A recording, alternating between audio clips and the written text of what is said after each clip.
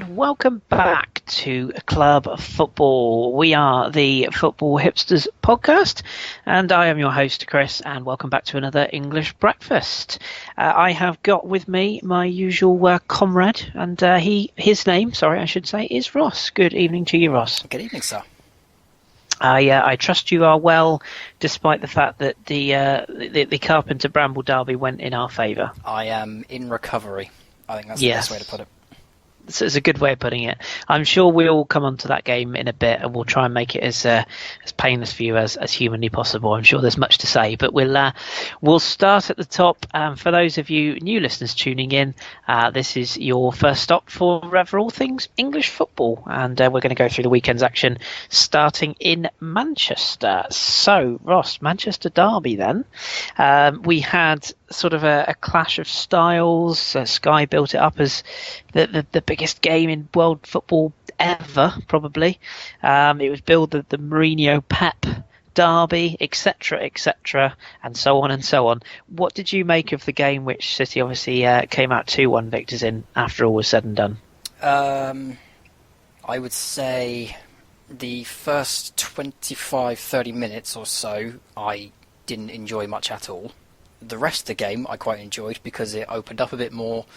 We saw a bit more of Manchester United. The game was far more competitive than the first 25-30 minutes was when Man City were dominating as Pep likes to do.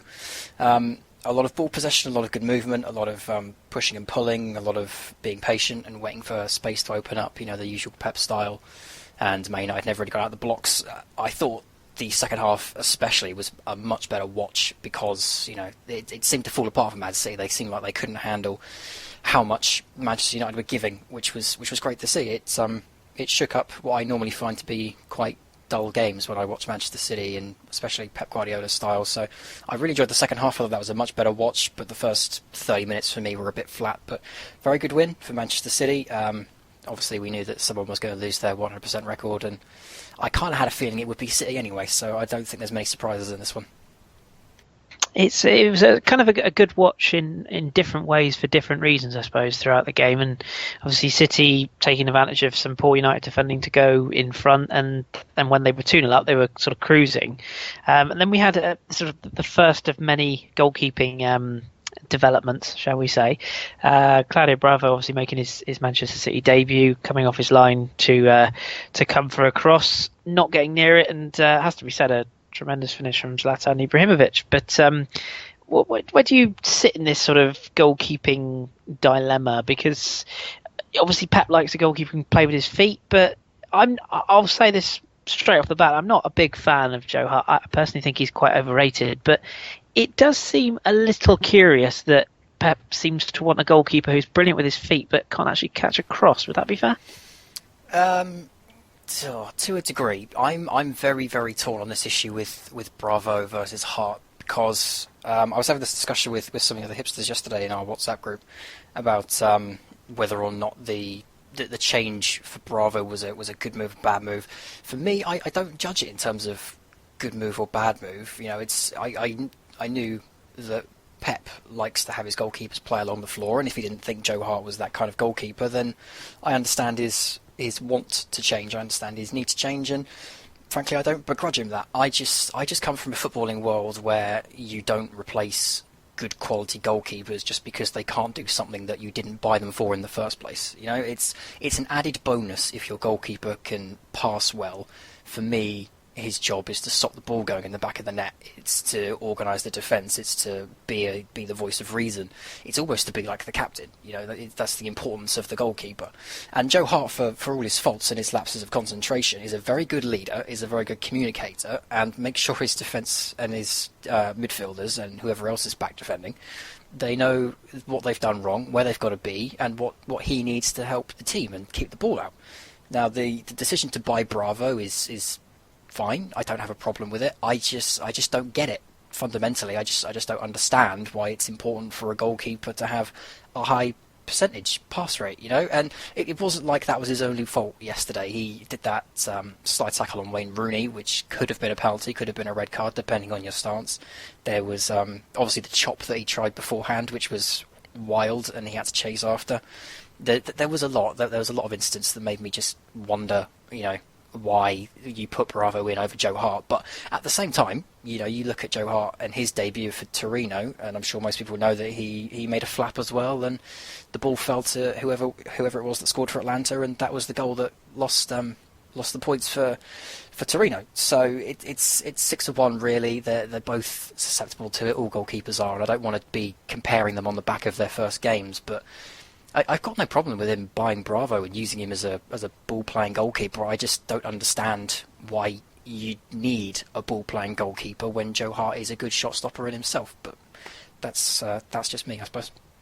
Yeah, horses for courses, isn't it? And I also sort of took your point. I know we were discussing this yesterday, off air, as it were, and we were saying about, if he is the greatest coach in the world, why is he not trying to coach what he's got, or at least giving it a go, rather than just sort of jettisoning it and sticking with what he knew worked at a different team? It does seem like there is a bit of a cop-out. But that's the other point to make, is that I've read his book, the one that Guillaume Balaguer wrote, and in that Guillaume Balaguer at least talks a lot about his development of players and how he brings them on and how he changes them to adapt his style.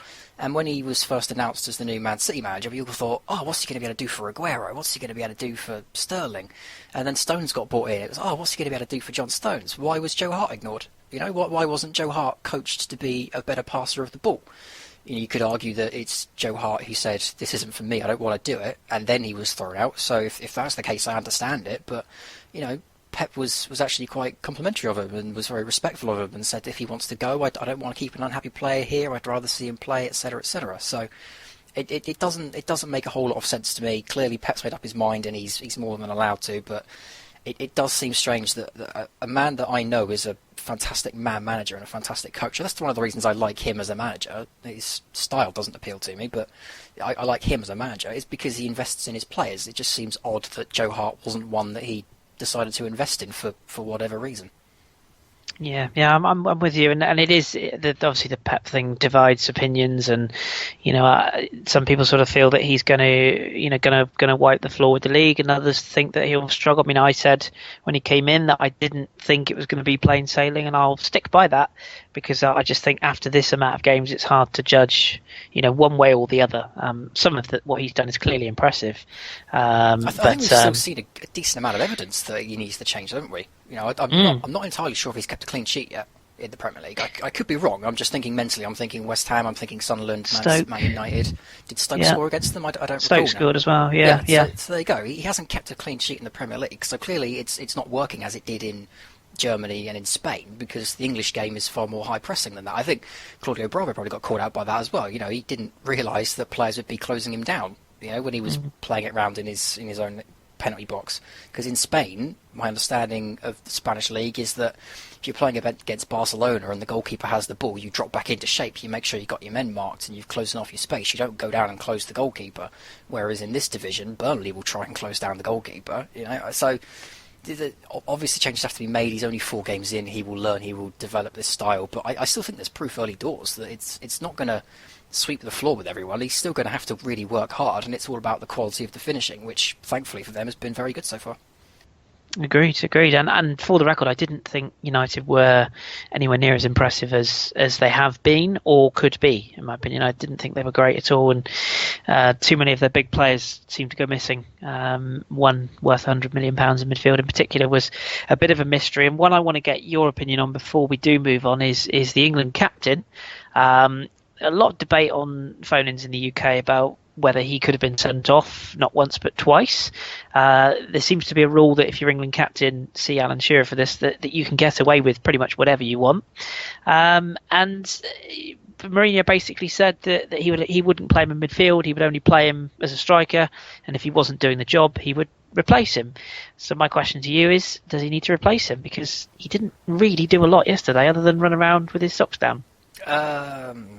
Well, it's the million-dollar question, isn't it? Because we ask it with the England team as well. Is there still a place for Wayne Rooney in the modern United/England teams?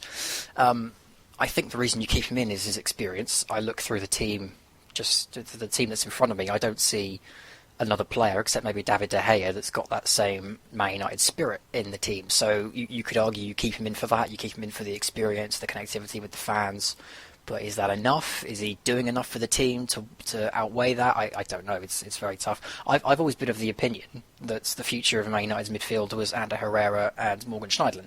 And if Wayne Rooney is keeping one of them out, then I ask why. But it's difficult. You have to weigh what he brings to the team and what he takes away from the team. And clearly there's a belief that what he brings to the team is of greater advantage. Yeah, it's one that will definitely run. And I don't know if you saw Mourinho's post-match comments, but he stopped short of actually physically prizing his players' heads under the wheels of the bus, but he certainly nudged them in front of the bus, I thought, afterwards, when I think the comment was something along the lines of, oh, if you realise pre-game that your players will let you down, maybe you don't play them. I was thinking, And so it begins. Chelsea fans, I'm sure, will know exactly what I'm talking about, but we shall see. Sometimes it works, sometimes it doesn't. So that was the opening to the Saturday games, or the weekend's return of club football. Let's move on to the game that finished the Saturday fixtures, because Liverpool unveiled a new stand. Obviously now 54,000 capacity, I believe Anfield is now. And they came out with a 4-1 thrashing, really, of Leicester City, who seem to be at the moment conforming to what people expected, dropping back a little bit, not able to kick on from last year's surprising title victory. But what did you make of Liverpool and Klopp? Because a player you know well in Adam Lallana seems to have found some form, and as has Sadio Mane, two players you know well, in fact, and they seem slowly to be getting things together. Is it a false dawn, or do you think this is potentially a Liverpool that can challenge the top six places? Oh, it is. It just depends entirely on whether or not Klopp fixes the back line, which it doesn't look like he did, because Lucas Leiva has made another hideous mistake yesterday, which gave Leicester a route back in. And you've also got Lucas Leiva and Milner in the back line, and I think they're both better placed further forward. So the front line doesn't surprise me at all. As soon as Klopp went in there, I knew Lallana would be in 7-7, and I knew that Mane, as soon as that deal was broken, I knew he'd be loving life. So that doesn't surprise me at all that the front line's doing well. It just depends entirely on the back line, and Leicester didn't really have the kind of chances that they needed to really pressure that back line. I don't think there were too many high quality chances from what I remember of it. But you look at the Arsenal game. Liverpool scored 4 there, but Arsenal still had enough going forward to score 3, and they could have had a couple more from the penalties, one I definitely remember. So it's all still at the back line. This Liverpool side could do whatever they wanted to if the back line was solid enough, and so far it's been very shaky. It was able to stand up to Leicester on the weekend, but will it stand up next week? You never know, because this is the kind of team Liverpool are. Very much sort of Jekyll and Hyde, aren't they? And with regards to Leicester, I mean, they highlighted the I think it's on Match Today here in the UK, they highlighted the issue with the holding midfielder Amati, who didn't track probably the position that Kante would have taken last year. Vardy, he will always get goals because he is a goal scorer, but he doesn't appear to be getting the free runs that he got last season. And Leicester don't look anywhere near as secure at the back this season. Is there an argument to say that maybe they're going to try and push on to be more of a European brand and really make a go at this Champions League group? Because they've got a group that they are definitely capable of getting out of. And do you think maybe Claudio's being a bit cheeky here and going, well, we've won the league, we're never going to win the league again, so let's maybe focus on getting out the Champions League and setting another milestone in Leicester's history? Do you think there's an argument for that? I think that if that's not what he's doing, that's what he should be doing, because I think of it the same with Southampton, is we're going to really go for the Europa League this season, and I know we could get absolutely slaughtered in the group we're in, but that's the feeling from the board. We're putting a lot of emphasis on the Europa League season, and the reason we're doing that is because it's going to be very difficult to improve on what we did last year. So to show progression as a club, we have to make sure that we do well in Europe. That's the same position Leicester are in. They can't win the league again. It's a different league than it was last year, and without Kante, they look a completely different side. They're not going to win the league again. They're not likely to finish in the top 4 again. They're more likely going to be mid-table. So the only way to show progression is to do well in the Champions League. So if that's not the ambition, then it should be, as far as I'm concerned. I think that's a very fair point, and like you again, I think it's an opportunity, isn't it, to lay down a marker and potentially sort of, as we say, take on the history of Leicester and make them a known force at least. So we shall see how that progresses, and obviously good luck to Liverpool with their their new surroundings as well. It's quite a nice looking stand. It's a bizarre camera angle, though, isn't it? It is. I did think that. It always seems strange. It's like with West Ham with their new stadium. I can't quite get used to it not seeing Upton Park. One of those bizarre cameras. It's like White Hart Lane has got a very high camera. And then you watch a match of the day or any highlights package and you go from like stadium to stadium and it's all like pitch level. And then suddenly you're up in the crow's nest. It's a bizarre juxtaposition for Anfield, but I'm sure I'll get used to it eventually. But it was odd to see it. Yeah, it is. I thought that when I was watching Peterborough 2 weeks ago as well. Theirs is a very similar positioned camera, but that's another story. Anywho, moving along.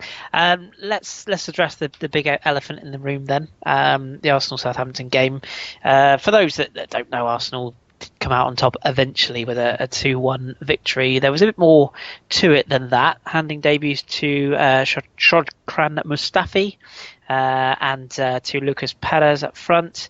And Southampton sort of arrived, fair to say, you'd have been happy with the point, I would guess, coming into the game as you had your concerns. With the point. Absolutely, and you very nearly got it. And there's obviously we could talk about the game, but I really want to just focus on that sort of last period of the game in which Shane Long missed two very good chances or two very presentable chances, and a penalty was awarded. So, what was your sort of general view of the whole episode? The game was great. It was a fantastic game to watch as a neutral, as a fan. It was very engaging. It was times when Arsenal were on top, times when Southampton were on top. We both got to show the best of our teams, the worst of our teams. It was a really great, engaging watch. And I think a point would have been fair. The second half is where it all crumbled for us. Shane Long's missed chip. I don't know how he's put it that far wide. The Shane Long miss after the save from Højbjerg's long-range shot, which he somehow manages to hit with his ankle bone rather than his side of his foot. If he does that, it's got enough pace to get past Cech, but it hits his ankle, bobbles into Cech's hands. Then the last 5 minutes, which I still can't laugh about, is where it all went wrong. The Shane Long incident. I could have sworn it was a dive when I first saw it. I saw it back on Match of the Day last night. In real time, from the far distant camera angle, it still looks like a dive to me. But when the camera angle's close, you can clearly see that it's a blatant foul on Shane Long. He's had his ankle trodden on by Nacho Monreal. It then goes up the other end, and you get a corner, which then results in a head injury to Koscielny. And Fraser Forster points to his head twice to indicate to the referee it's a head injury. Nothing's done about it. The ball then comes into the box. There's a penalty. Not for the arbor cross Giroud from Jose Font, not for the shirt pull as Jose is falling, but for Giroud turning into Font's sprayed legs.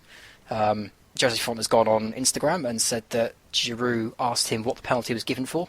So all of it just, it's very frustrating that a very good point away at the Emirates, at a time when we really, really, really needed a good result as a fan base, as a club, to lose it in that fashion under those circumstances with 3 different incidents occurring that I would all question.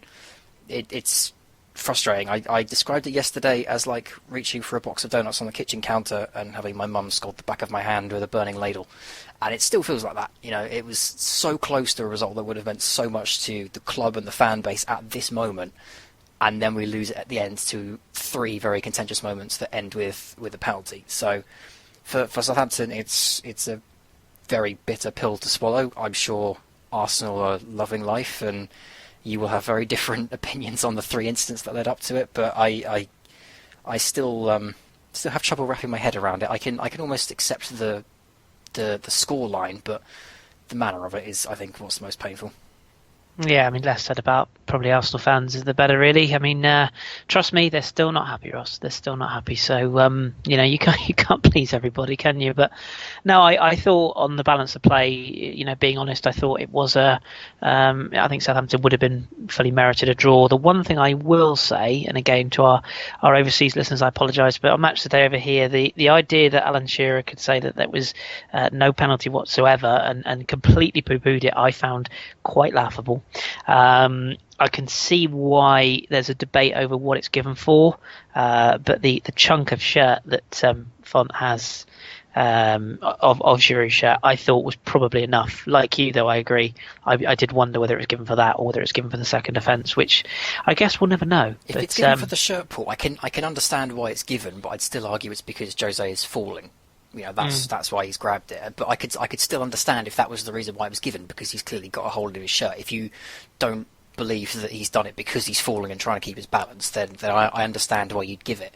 But the whistle doesn't blow until Giroud goes down. That's when the decision's made, and it looks for all the world like it's because he turned into Fon's leg. And for me, that's not a penalty. But again, it depends on which side of the fence you're on. I'm sure you don't care whether it's a penalty or not, but I will gladly sit here and debate it for hours to come. So.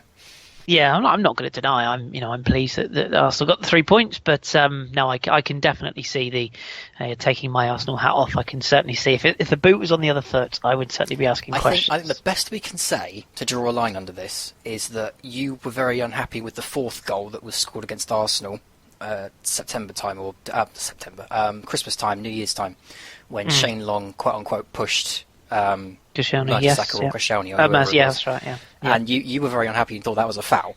Now, I didn't. I thought that was Shane and being physical and jostling for the ball. So you got a decision against you there, and I got one against me here. So I think that's as best as we can do. Sounds good to me. Yeah, we'll let a spade be a spade for now, and no doubt revisit it all at St Mary's in is it 2017 we play again, or Christmas time? I think it's November. God, I'm getting my months mixed up now. Yeah. I think it's February time, but I could be wrong. Cool, no worries. Well, we shall revisit that, I'm sure. But we'll move away from our respective clubs and we'll pick on another fixture. Bit of a weird one to pick on, but I want to pick on Bournemouth and West Bromwich Albion for the next game. A 1-0 win for Bournemouth. A lovely goal from Callum Wilson, a little back heel cheeky flick into the far corner after a terrific cross from I think it was Adam Smith, wasn't it, on that right hand side. Really, really high class finish. I think if a player with a quote unquote a fashionable name scores that, we're hearing about it for a lot longer. So a terrific winning goal, but not taking anything away from Jack Wilshere's new employers. But I want to focus on West Brom, because to me they strike me, or in particular Tony Pulis strikes me as a man who is almost just sort of waiting to be sacked. He doesn't seem to want to be there. He didn't seem to want a lot of the players they signed in the window. The fans are completely sort of just gone. They just do not want him there. Completely sort of delusional with the idea of what's going on around them. Obviously, they've had a takeover. I mean, I just don't understand why he's still there, other than to take a payoff. And West Brom to me look like that classic.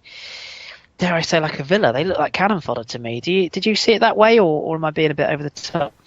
I can see how you'd see it that way. It's not the interpretation I have, admittedly. I believe that, or so far I have thought at least, that Pulis does the very best he can, and he does everything he can to keep clubs up, and he will still be there doing it his way and keeping clean sheets, or trying to keep clean sheets, and playing the quote-unquote boring style, because his job is to keep West Brom in the league. But he does, I do agree, he does strike me as a man that feels like things are going against him. It almost feels like he knows what he was trying to do, but the transfer window didn't go as well. He only got an X amount of players in. The fans aren't on his side. The style of football isn't always producing the results he wants. When it does produce the results he wants, he's still getting criticised. So I can see why his I suppose his distance maybe in interviews may be construed as someone who kind of feels like the world's against him. But I don't know. He always strikes me as that kind of guy, really. He seems very pragmatic, and I'm here to do a job and I'm just going to get it done. But I think the main thing is frustration over the window. He kept saying he needed 5 more players, and he got, 3 maybe by the end of the window, and it's clearly not enough. Galloway's done brilliantly. Chadley's a very good signing, but they still only lost 1-0 to Bournemouth and didn't really do enough to deserve to win. So I do agree there's something there, that there's a feel about West Brom that they are the maybe club at the moment. But if Pulis is in charge, I don't think they'll go down still. But it depends on the owners. Depends if they listen to the fans. If they believe they need a summer to replace him. There's many variables in it. It's just one of the, I don't know, it's just with West Brom, they just sort of strike me as one of those clubs that's just really stale and just, needs I suppose the new owner you'd think would be the shake-up they needed, but it almost feels like they didn't have a proper summer, and they're regretting or ruining that now. And just, yeah, I think from memory I tipped them as one of my clubs to go. And I said Pulis would suffer his first relegation. I might take that back because I don't think he'll be there to oversee the relegation. But I think unless they get their ducks in a row and start picking up points soon, they could really struggle. And yeah, I'm just not convinced by the whole setup. And I think that game at home to West Ham, who we'll come on to, which they've got next week, I think that could be a very, very important game, probably for both sides. But we will touch on that a little bit later. But we'll actually segue into West Ham now. It seems as good a time as any. A very ding-dong seesaw basketball-esque match at the London Tesco paid-for stadium. In which they've got some very skillful stewards with camera phones, I gather. Not particularly skilled at doing their jobs, sadly. Some crowd violence broke out, with many of them just standing back and watching, which is not ideal. First time, we should stress. No, absolutely. So that's certainly something that needs to be addressed. But on the pitch, West Ham were 2-0 up, and all seemed to be delightful. There was Rabonas, which I must admit I hate. However good they are, I just hate that. Ugh, wrong. I think the only time you should do it is when you've got no other option, but still, that's just me being old-fashioned. But 2-0 up, 2 goals from Mikel Antonio's having the season of his life. Everything seemed to be good. Dimitri Payet was back. Everything was fantastic. And then something just went wrong, didn't it? They just seemed to fall apart. It was a goalkeeping error, it was a James Collins error. Troy Deeney scored a super goal. It really was a super goal, I thought, as well, to put it in that position. It was beautiful, wasn't it? It just suddenly struck me, that finish. I was listening to it, and then you said the Troy Deeney goal. I was like, the Troy Deeney goal. Oh, that was incredible. Yeah. To drop it. It was literally an inch over the defender's head as he went back to try and get it off the line, wasn't it? It was so precise, and that seemed to kickstart Watford. And Matsari gets off the pedestal, or off the starting grid. There you go. For away wins for Watford, and it's hard to say they didn't deserve it on the second half performance alone. But what did you make of both sides? Because they seem to be two sides going in very different positions and different sort of different directions this season. Is that fair? Early doors it is.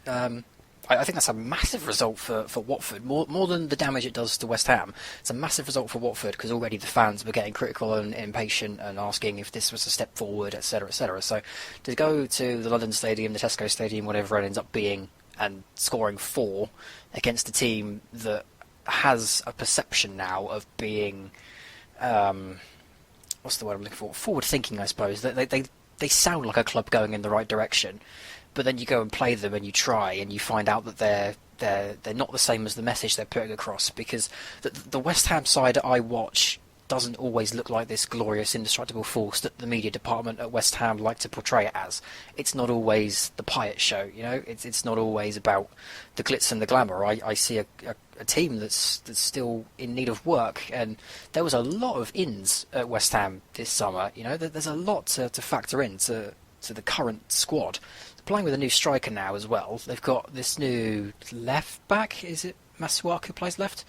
Yes, I think so. Yeah. Payet just back in. Antonio I absolutely love, but he's only been there for 6-7 months now. I don't want to say he still needs more time, but he's still growing as a player, and they're still integrating him into that front line.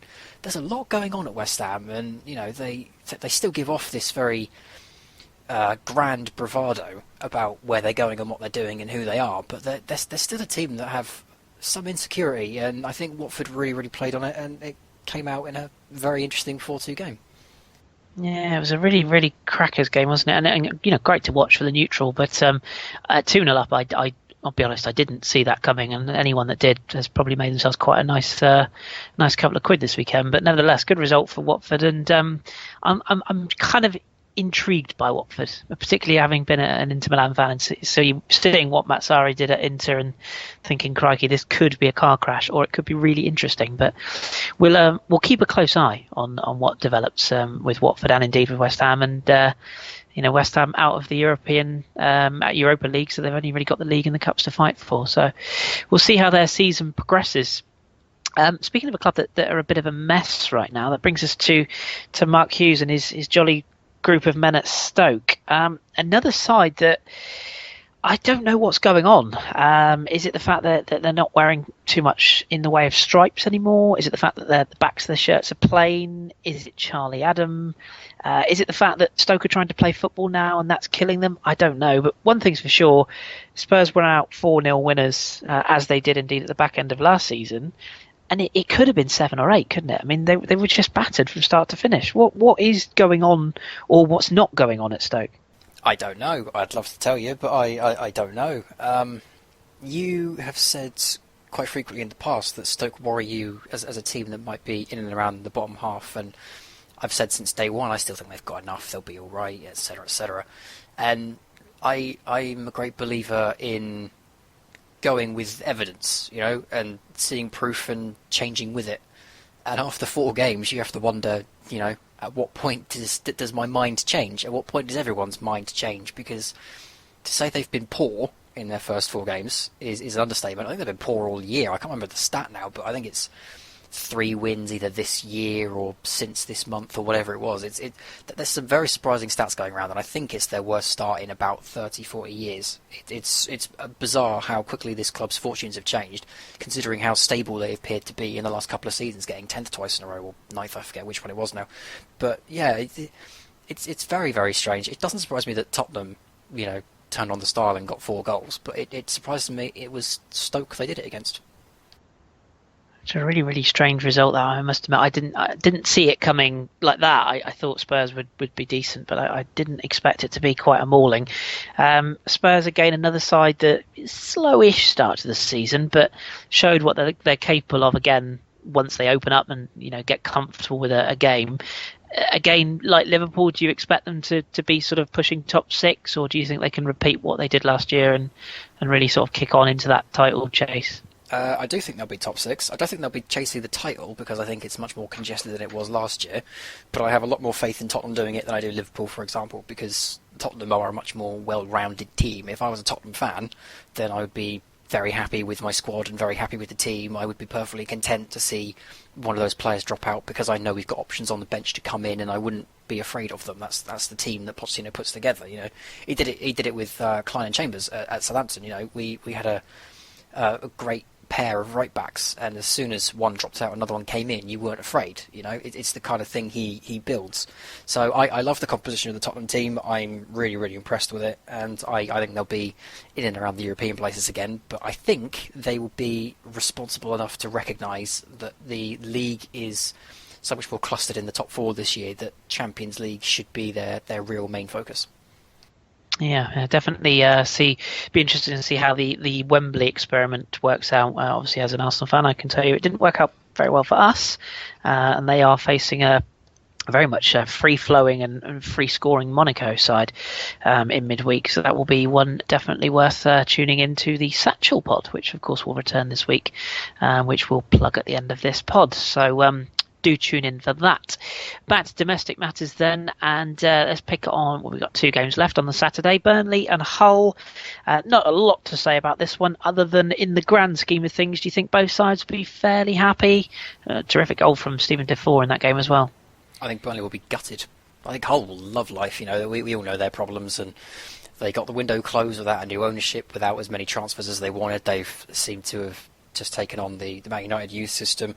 They do not strike me as a squad that is going to have enough for the entire season. So any points they can pick up early doors before it starts to tail away is fantastic for them. For Burnley, this was must win. This was 3 points they had to take.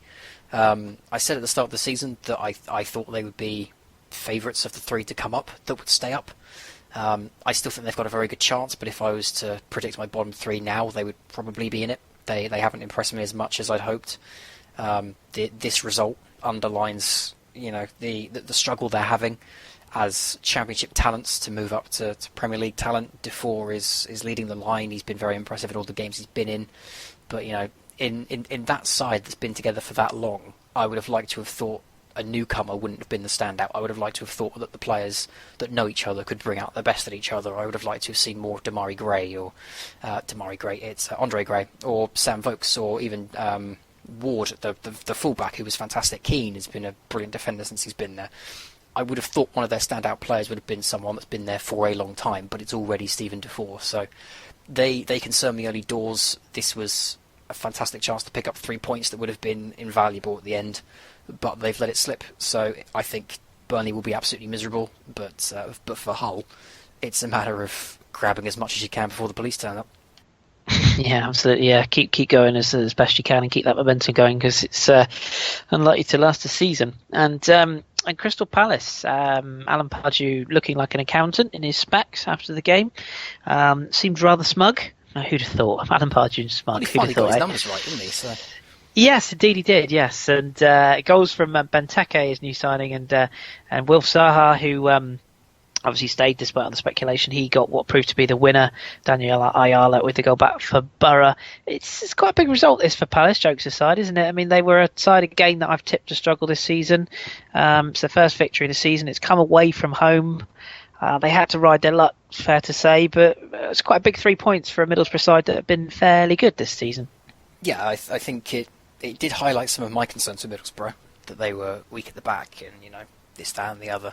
And I still am a bit concerned for Middlesbrough, but having seen how the three teams that have come up have adjusted, I'm changing my tune on them as well.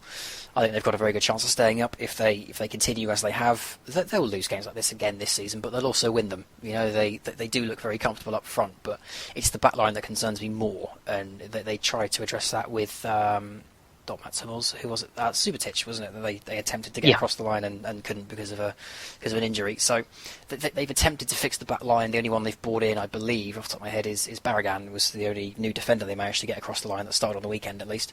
So and Callum Chambers, of course. And Callum Chambers, of course, yes. There's still work to be done for Middlesbrough before I'm 100% convinced, but they certainly show me enough up front, which I'm really glad of. I'm glad the front four is working together. I'm glad Alvaro Negredo is working much better than I thought he would with the front three. He's standing still, letting them do the running and just walking into the space, which is great to see. So I'm more optimistic of Middlesbrough than I was at the start. But both of these teams will win and lose games like this again this season. It depends entirely on who wins more of them. It's one of those sort of stereotypical, not 6 pointers, but one of those that you might look back at the end of the season and go, yeah, that was a vital 3 points, or that was a key loss, depending on which team you look at it and which way around you look at it. But nevertheless, an early 3 points for Palace will certainly please Mr. Pardew, which of course we always like to see a happy Pards, don't we? Honest. So that was the Saturday fixtures. We had the one game on Sunday, which is, we're recording this ahead of Sunderland and Everton, which we'll have a brief chat about in a second. But the game on the Sunday was a bit crazy. Swansea 2, Chelsea 2. I know you haven't seen too much of the highlights from this game, but I can tell you from watching it myself, it was incredibly bizarre. I mean, Chelsea were, for me, they've been the most impressive side. I've tipped them for the title, and they've been the most impressive side this season I've watched, I'll be honest, as much as it pains me to say that. And Conte's side were in control. I mean, complete control. And then all of a sudden, Swansea, they got a bit of luck with the penalty. Courtois came racing out, and it was tucked away by Sigurdsson. They then got in front through Leroy Fer, suspicion of a foul, after Gary Cahill did his best David Luiz impression. And Chelsea obviously got a late goal back from Costa to level it up. But it just goes to show in this league, the cliche as it is, grass best league in the world, etc., but you really can't take any scoreline or team for granted, can you? No, this is, I think, why both of us agreed that Pep would struggle, because it's different than it is in any other league. It's not so much the quality of the players, it's just the intensity with which they play, the never say die attitude, the fact that, as much as you might think, oh yeah, they should beat them, you can never be sure. You can never, ever be sure in this league. And if you watch, for example, La Liga, was it Alaves or Alaves? I don't know how you pronounce it. The Barcelona Alaves, too. Yeah. You would have looked at that and you would have said, "Oh, Barcelona every day of the week." But if Alaves win that, it's a genuine shock. It's, oh my God, they've just beaten Barcelona. Then you watch the Premier League and you watch Burnley versus Liverpool, and you say, "Oh, Liverpool should win that," and then Burnley win it 2-1, and you go, "Oh, okay, cool. Burnley managed to win that. Good for them." That's the difference, because it's not a shock anymore. It's just, one of those things that could happen. You just don't expect it to. So a result like this is another one of those underlying factors, and I'm not sure Conte is as well. I shouldn't say he's not prepared for it, but it's one of those things you only clearly understand once you get in this league and you see it for yourself. I think Pep mentioned after the Sunderland game that he now understood the Premier League and the idea that you can't relax until the referee blows the whistle and says you can go home. That's the difference. That's what makes our league such an interesting brand of football to watch. I'm not going to say it's the best league in the world because I don't think it is. It depends on which kind of football you prefer, but it's the competition that keeps everyone interested. And I think from what you tell me and what I've heard of it, that was clearly on display again here today for Chelsea and Swansea. Yeah, it really was. It's well worth catching up on the highlights. I mean, it was a really crackers game and just shows how much momentum in a game can change the outcome of a game as well. I mean, Swansea were, completely out of it. I mean, it was attack against defence. There was also an interesting incident, which should be worth looking up if you haven't seen it, between Neil Taylor, who was substituted midway through the first half by Francesco Guidolin. It was noticeable that he was not particularly chuffed with the decision. A lot of gnashing of teeth and flapping of gums on the sideline when he came off. So Guidolin straight batted after the game and said, no, we've had a chat, everything's fine. It looked anything but fine at the time, so that might be one to keep an eye on the lineup for next week and see if he's in and around left it. On crutches as well. Yes, last minute of the game actually, Terry went up for, I think he went up for a header, and he don't even know if he went up for a header. He was just running back and did one of those where you plant your ankle and it goes sideways, and then you wait, you go to correct yourself. But he'd already gone over on it, and he could barely walk at the final whistle. So, in fact, he couldn't walk at the final whistle. He had to be helped off. So, concerns for Chelsea ahead of their Champions League programme, and maybe David Luiz's debut is closer than we thought. So, yeah, tough one. I think it will definitely be a point that Swansea will be happy with. And Conte, you could tell by his reaction after the game, he didn't really know what to say. He looked quite shell-shocked by the whole affair. So, very entertaining game of football, and well worth looking at the highlights of that one. So that completes our games. Just very quickly, Sunderland Everton tomorrow. Expectations? Do you see Everton going up to Sunderland and claiming the points, or do you think maybe this is the time that David Moyes kickstarts his Sunderland career with a victory over his old boys? I'd expect it to be cagey, I suppose. Everton haven't set the world on fire. They've been good enough, and I don't want to sound like I'm downplaying them because of the Koeman story, but they haven't been exquisite. That they're still learning Koeman's style, they're still adapting, etc., etc. So I don't think they'll go to Sunderland and sweep them under the carpet, but I also think that Sunderland are now at a point where they've got a very good back line, especially at centre back. If that partnership can click as quickly as they'll be hoping it does, it's quite a good back line. It can handle Romelu Lukaku. The wing backs are quick enough to be handling Deulofeu and whoever else may be playing. So I would imagine it will be a cagey affair. I'd still tip Everton for it, but I think it will be by a goal, a 1-0 or 2-1. So I'm not expecting huge amounts of entertainment, but if Sunderland can set up properly, I think there could be room for a very valuable point there. Interesting. I'm calling it now, 2-1 Sunderland. We shall see. So that's the final game, of course, played tomorrow, which we'll sort of maybe briefly look back on in next week's show. But obviously it'll be a week later then, and nobody will care. So we'll do our best. Excuse me. Quick look at the table before we look ahead to next week's fixtures. So Manchester City are out in front on their own at the moment on 12 points, 4 wins from 4 games. Chelsea second, 10 points. Manchester United third on 9. Tottenham on 8 in 4th. Liverpool and Arsenal tied for 7 points in 5th and 6th, along with Hull and Everton both in the same point. So Everton could actually go as high as 2nd tomorrow with a win.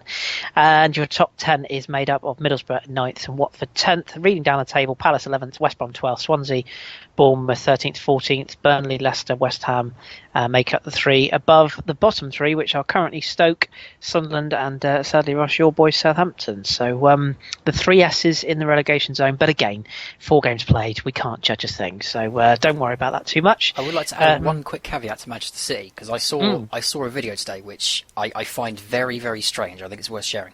I don't know how many goals this applies to, but there was a video I saw on Facebook today which highlighted that after every single goal that Manchester City have scored, I don't know if it's every single one, but it's a very large majority of them, and Nolito is the first player to hug the goal scorer. Now, if you watch that video, I'll have to try and find it somewhere so I can prove this. But every time the ball ends up in the back of the net, no matter who scores it, Nolito is the first one there hugging the goal scorer. Now, I don't know if it's a conspiracy. I don't know if it's voodoo magic, but I would be very interested to see if that streak continues. One to watch, and if you can find that video, then you will find it as interesting as I did. It's bizarre that it's fallen like it has, but he is there after every single goal. So keep your eye on Man City, and we'll be on Nolito watch for the next couple of weeks. We'll definitely do that. Yes, that's an interesting conspiracy theory. We should stay across that. As far as top goal scorers go, Mikel Antonio is currently the league's top scorer on 4 goals, along with Zlatan Ibrahimovic. So it's another one to keep an eye on. As for next week's fixtures, we have got Chelsea-Liverpool. Friday night football returns. Well, hey, there you go.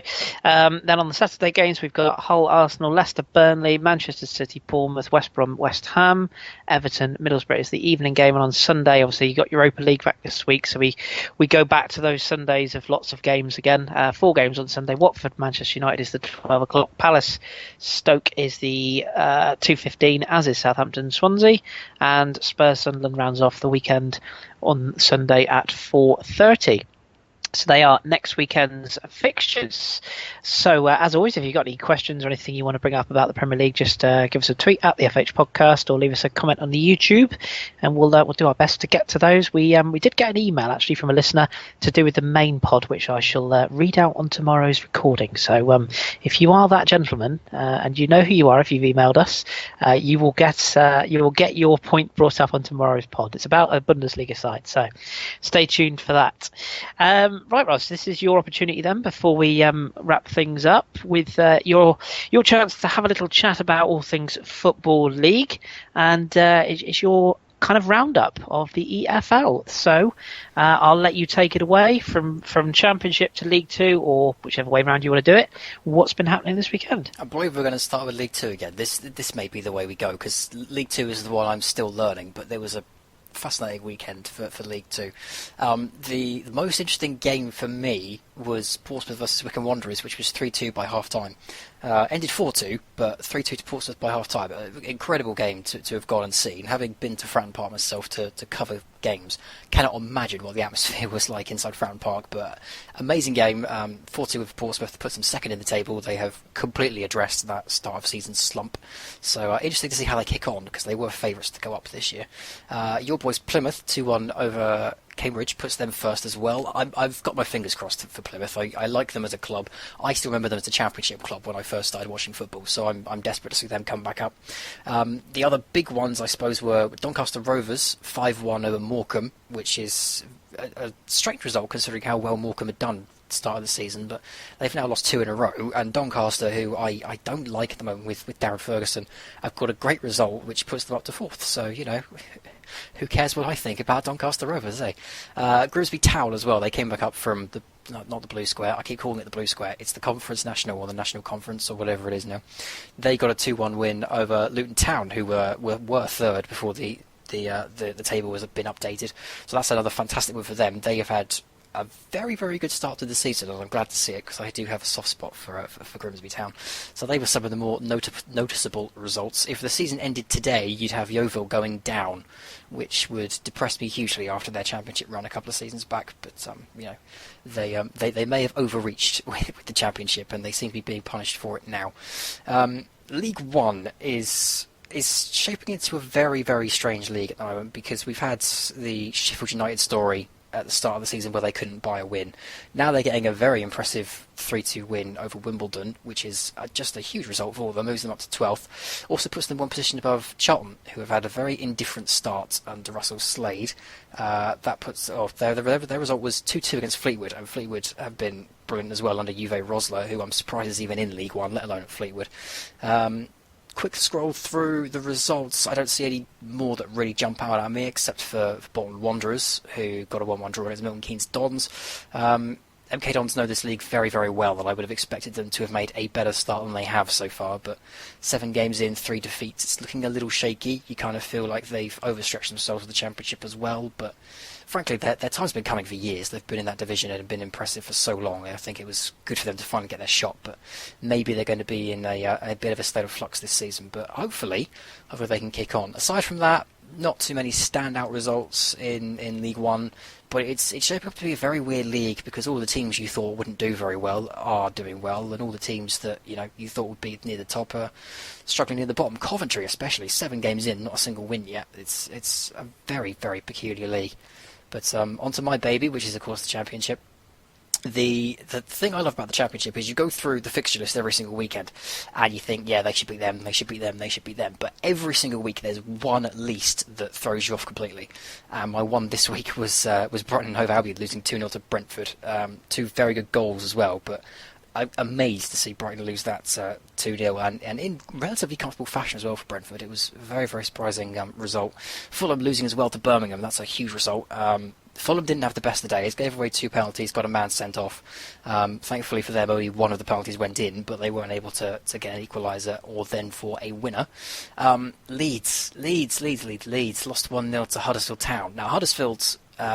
I'm already eating my words over Huddersfield. I had many concerns about them and questioned whether there was some mercenaries in it coming in for their big shot at the Championship and maybe the Premier League, and maybe they'd leave afterwards. But even if that is the plan, they're doing very, very well for Huddersfield so far. They are still top of the league on 16 points without a defeat, and 1-0 away at Leeds, which of course is a local rival, is a very big result. Massimo Cellino now owns Leeds United 100%. He completed that during the week. And, of course, Gary Monk is really struggling with Leeds at the moment. I believe they're in the relegation zone. In fact, they are 4 points out of their opening 6 games. 1 win and 1 draw. It's very, very tricky times, especially now that Cellino doesn't have to answer to anyone. Not that he did beforehand, but yeah, that's a very concerning result for him. Other noticeable results, Wolves drawing 1-1 with Burton. You would have expected them to have done a lot more damage to Burton, but a very good point for Burton. Sheffield Wednesday comeback win over Wigan. Fernando Forestieri getting a very good last-minute goal. A lot of pounding the badge and I'm glad to be here celebration, which hopefully quells some of the criticisms he had, but I think there's still a little bit of way to go. The other one I would really love to point out is Queen's Park Rangers, who got a 1-1 draw with Blackburn. I point that out for 2 reasons. One, because Blackburn are still without a win, and they are sinking very quickly. 13 goals conceded already. It's very concerning for Blackburn. If I was to predict my bottom 3 now for the Championship, Blackburn would be in it. They've been awful since the season started. The reason I really want to bring this up, though, is an incredible free kick from Jaron Cherry. If you haven't seen it, oh my, that is one to go and watch. I think it's on par with Coutinho's against Arsenal. It was incredible, the goal he scored. After that, you had Newcastle beating Derby County 2-0. Not a lot of surprises. Derby have been very wobbly. And then on Sunday, you had a very interesting game, 2-2 between Aston Villa and Nottingham Forest. Not a game that surprised me too much. There have been some very interesting interpretations of rules over the weekend in the Championship, including Reading versus Ipswich, which had 3 penalties in it, 2-1 to Reading. Some contention over the pulling and the decision for the penalties and whether referees should be warning players about pulling, etc. In the Nottingham Forest game, Hildeberto Pereira, who is on loan from a Portuguese side, I forget which one now, but Benfica. He's 20 years old. He's a very impressive fullback. I'm going to have to write a scout report for him at some point for the website I contribute to, because he's very, very interesting to watch. And I'm sure you'll see this next week yourself, Chris, when you play Nottingham Forest, because I'm sure he'll be playing. He's 20 years old.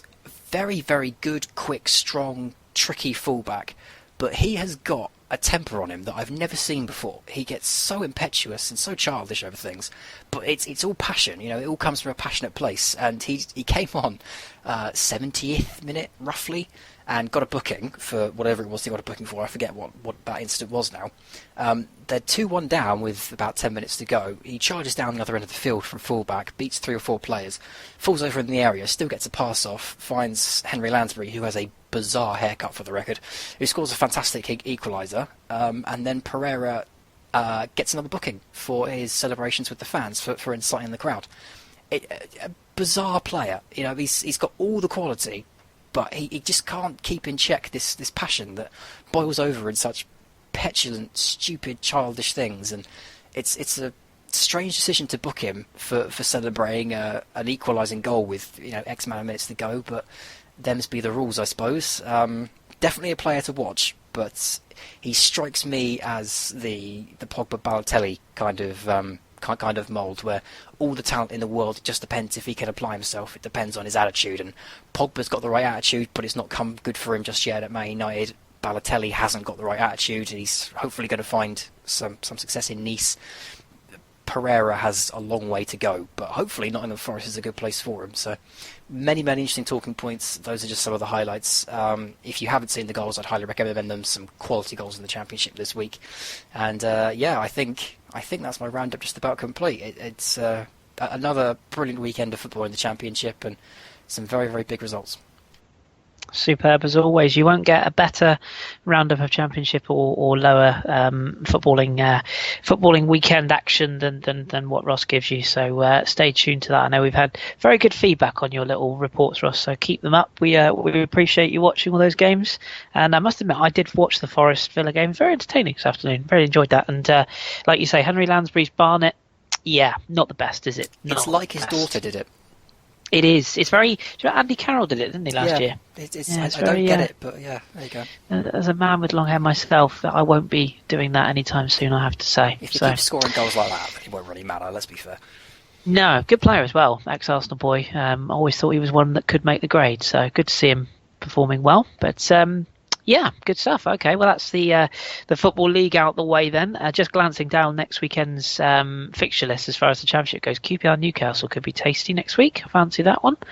And there was another one that jumped off the page as well. Leeds Blackburn, two struggling sides. That could be quite interesting Leeds as well. Lose that, my word, he's got to be going after that. You'd think Chilino has already got the axe grinding, so yeah, that could be make and then obviously Blackburn need the points being bottom of the Championship as well. So yeah, they need something quick. I'm stunned they've done as bad. I mean, in the preview pod, I think we both agreed they'd be in and around the bottom half, but yeah, it was never under consideration they'd go down. No. I called them the almost team, and I still believe that. But even as an almost team, I didn't think they'd be as disjointed and bizarrely poor as they have been so far. So that is a huge game. Oh yeah, it's just looking at the Championship now. I mean, there's a lot of sides that are very, very decent down there. And Cardiff, Derby, Wigan down the bottom half, Ipswich, Sheffield Wednesday struggling at the moment. There's a lot of sides down there, but all the way at the top, Huddersfield. They almost remind me of what Brighton were last season at the moment. I don't know if that's a fair comparison, but we thought Brighton would be in and around last year, but no one had any idea how good they'd be. No. And Huddersfield have just blown everyone away with how good they've been so far. I don't think it will last, don't get me wrong, but the longer it keeps up, it's the same with Leicester. The reason they won the league is because they got early momentum and they just kept building and building Consistent. and building. If Huddersfield can do that, then what's stopping them? And they have got Elias Kachunga up front, who I know from Paderborn. He's a good little player. I'm very surprised they got him on loan. I think he's on loan from Ingolstadt, who Paderborn sold him to. So good centre forward, that lad. So there you go. There's a bit of hipsterism for you. And before we wrap up the pod with your boss and dross, let's just make note of something ahead of our record tomorrow. A certain gentleman that you've written a scouting report for your website, and indeed one that we've highlighted on this show. He being Oliver Burke, who of course has gone to RB Leipzig. And he set up the winning goal for RB Leipzig in their victory over Borussia Dortmund this weekend, and he will be the feature of our Hipsters Choice tomorrow. So early plug for this week's podcast. He will be very much in focus. So good shout there, Ross. That's your first of the season gem that you've unearthed. And, honestly, I can't take too much credit for that because as soon as you see him, you know. Oh, yeah, I agree. He's an incredible talent. I said in the past quite tentatively he could be the Scottish Bale. I don't see the tentativeness anymore. I believe it. He can be the Scottish Gareth Bale. Fantastic talent. Yeah, absolutely. And let's hope that everything goes according to plan because it's fair play to him. I think only Ryan Gould is the only other one I can think that went abroad at such a young age from a lower league. The only other one I'd add to that is Dale Jennings. Yes, true. Bayern Munich, wasn't it? Yeah, but he obviously went TU, so I'm glad that Oliver Burke's had the guts to do it. That's the impressive thing about it. Absolutely. Yeah, we will be keeping a close eye on him on the Hipsters pod. So, yes, he will be our Hipsters choice tomorrow. So, if you've got any questions based around him, you've been given an early heads up. Get them in now. Right, Ross, we will close the show as we always do then with your boss and your dross. Let's swing it round a little bit this week. Let's go with your boss first of all. Who was your ultimate performance of the weekend? Oh, this one was trickier, I think, than Dross, which is new. I'm going to give it to Son from Tottenham because 2 goals in a game for him is unheard of since he's been at Tottenham. That's easily his best game for them. He disappeared for large parts of last season after a relatively impressive start, but to get 2 goals away at Stoke, regardless of their problems, that's a fantastic performance. But very, very difficult to pick out one outstanding player, because I looked through the fixtures and I can't think of one that made me sit back and go, wow, it was his weekend. So very tough, but I'm going to give it to Son on the basis that that's a rare performance from him so far. Fair enough. Yeah, the only 2 I'd chuck into that mix for me would have been Diego Costa. As much as I hate to say it, was unplayable today, and also I thought Kevin De Bruyne was a class above yesterday in the Manchester derby. But Son is a good shout, considering they were prepared to listen to offers for him pre-season. So good shout. What about somebody would be very happy to get rid of based on this weekend's performance? Your dross of the weekend. Who's that going to? It's a 2-way tie. I couldn't really decide between them, but I've found a way. It was either going to be Claudio Bravo or it was going to be Shane Long. I've given it to Shane Long, not because of my emotional investment in the fact that it was his shots that cost us a game, but for the fact that the things he did wrong this week cost Southampton points, and Bravo, for as bad as he was, didn't. They still won that game. So I'm going to say Shane Long on the basis that those 2 chances he had, any other striker in the world would be hitting at least one of them on target at the very least.